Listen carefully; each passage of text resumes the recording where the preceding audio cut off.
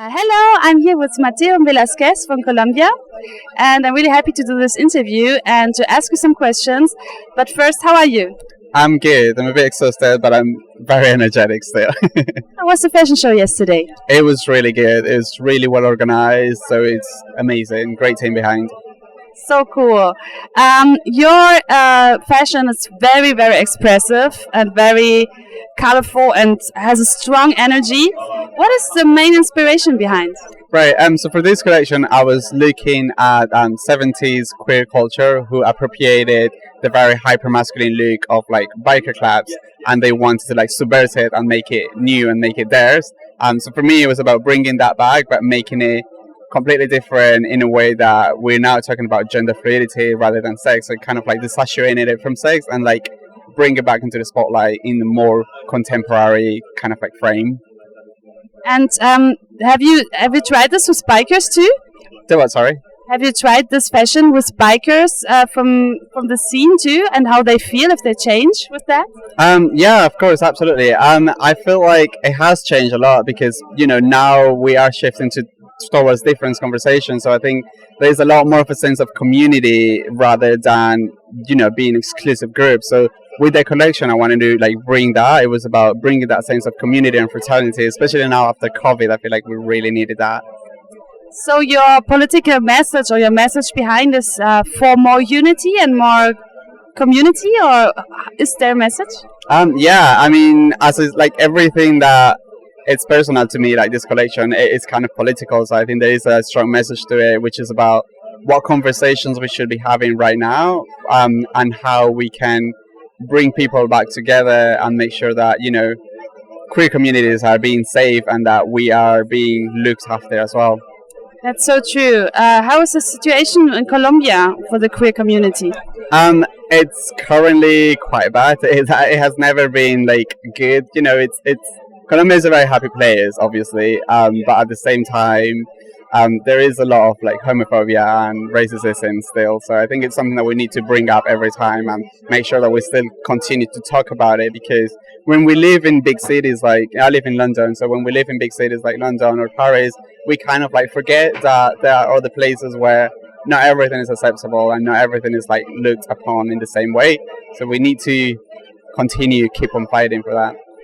Absolutely, and you do that with your fashion, your inspiration. Thank you for your work for this to make the world better. What materials do you mainly use for your collection? Right, for my collection, I use everything. It's recycled. So everything comes from second-hand garments. If you can see in here, which was sort of like the main look, explains the rest of the collection. You can see that every piece has been cut and it has been joined to another piece that came from another garment. So it's 100% recycled, and that's the materials that I've been using more. That kind of like brought that feeling of making something old into something new and bringing back those conversations. It kind of like went hand in hand with that. Amazing. How many times did you repeat this already?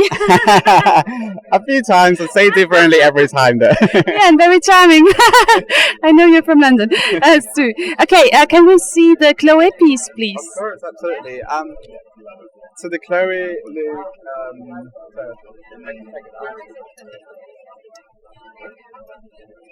it's a tailor jacket and a white trouser, which is like a very classic staple look of Chloe. For me, the Chloe woman, and what inspired me the most about Chloe, it was that they have always like encouraged women and support women who were like artists, and they have always like collaborated with other like women artists that they thought had a lot to give. So in this case, I collaborated with Harriet Foster, which is a painter who is a friend of mine who lives in London, and she made these stuffed-in pieces for me, which kind of like resemble her own paintings. And then we joined them with the leather, we use leather that has been given to us to Chloe. I asked them for like whatever they have left that they were not going to use anymore. So they have all of this, and I made these pieces with it. The trousers are not from jeans, yes? They are denim, yeah. It's Supima cotton, and then it's been finished with the leather leftovers that I had from the jacket as well. How long did it take to make this outfit for Chloe? The Chloe look, it took me about a week and a half. Like I do everything myself. I pattern card, I sew everything together. So about a week and a half together. Wow. Yeah. That was really, really fast. I can sew very fast, I guess. Amazing, congratulations. We would love to just have an overview over your pieces. This is very rock and roll, right? Yeah, I mean, for me, it was about subverting like very classic menswear pieces. So we've got, we've seen a fringe jacket so many times. So it's about, making it new. So I added all the fringe instead. And obviously, the fact that it has been recycled, that just makes it new. Then we've got, staple pieces like a long coat.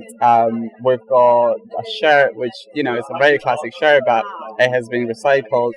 We've got bomber jacket, which is sort of like a very staple piece of a menswear wardrobe. And same with Hawaiian shirt, which is something that I wear myself a lot. In this case, I can put it down for you. It has been revamped with this like leather cummerbund, so it's a completely new look that I haven't seen before. And then we've got, the cyclist trousers and the jackets to go with it. It's so much work, so much fantasy, so much beauty, and such a good message. Thank you so much for your time. No worries, thank you. I wish you a best festival still, and I'm very excited to see your show tonight. Great. And all the success to you. Thank you so much. I hope you enjoyed the show. I will, no doubts on that. Thank you, bye.